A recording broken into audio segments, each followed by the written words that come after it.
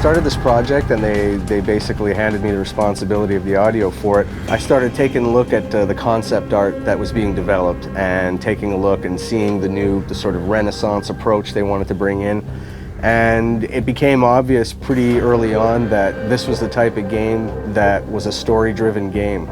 So at that point, I knew right away I'd made my first decision that the story needed to be the priority, it needed to be at the forefront. With all due respect, Major, I'll expect 2 security details waiting for us on the tarmac. In the first Deus Ex, I think because it was far more futuristic, it's a very electronic score. In this one, I think because it's 25 years earlier, it's a generation earlier, it's mechanical augmentation, so the music tries to express that. We decided to try using organic instruments to represent more of the human side, and then using electronic instruments to represent more of the augmentation side. It's a lot of acoustic drums, it's a lot of choir, it's strings. Because it's interactive, the music has to shift depending on what the player is doing. Especially in Deus Ex, where the player can play it stealth, or he can play it as an action game, or he can play it socially, the music has to be able to reflect all those different styles of gameplay. Combat is just insane.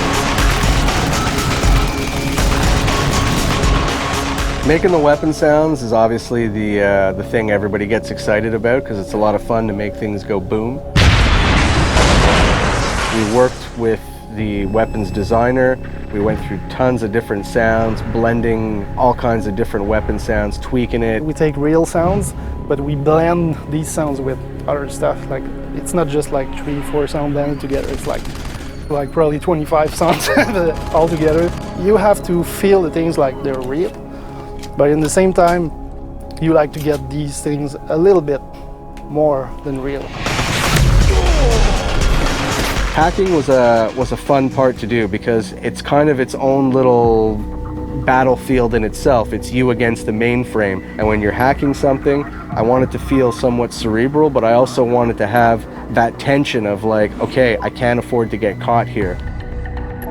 We had a lot of ideas on how to work the stealth side. We used distances to decide at what point we wanted to start hearing people. Someone's running. At what point did we want to start stressing the player out with the fact that they've got enemy guards approaching. And in the end, I think we found a recipe that worked really well and creates a really cool experience. We know someone's here. Keep looking. It's a heavy game, it's dense, there's a lot of story, there's a lot of conspiracy, there's a lot of characters in the game. That means the emphasis needs to be put on the people telling the story, and in this case, the actors. It is a time of great innovation. Technological advancement. The thing about playing Adam Jensen is tricky because as an actor, when you play anything like film, television, or stage, what you do is you justify everything the character does. You have to. I found your attack dog in the factoring labs. But with Jensen, I have to justify not only why he's doing one arc, but why he's doing hundreds of arcs. When I have the option to play as a good guy, to not kill anybody, to go through the game and knock people out and never get discovered, that's what I'll do. Because I feel like a good guy wouldn't go around killing everybody. If I kill somebody and I didn't mean to kill them, I'll go back to a previous save. And I'll be like, okay, no, I'm going through without killing them. I say yes. To get the game immersive, I played it in a subtle way so that you can imprint your emotions onto the character. What are you talking about, Malik? What we needed was not so much music as it was more emotional support for the story. So whatever environment we're in, if we're in Detroit or we're in Shanghai, is trying to bring elements of that environment into the music. Street musicians that you may hear walking down the street are all incorporated into the score as well. You have to give a special color to the game. You have to get the vibe of that city. It's not just ambience. We've also got sounds being triggered at different intervals as you walk because that's what makes it feel realistic. Hearing a window break in the distance as you walked a certain path. And what's cool is when you walk back the same way, it's not going to be the same sound. It's not baked in. We've got something else cooked up. I don't have no freaking sponsors. Now you're sitting there going, okay, well, this feels like it's adapting to what I'm doing in the game, and ultimately that's the illusion you want to create.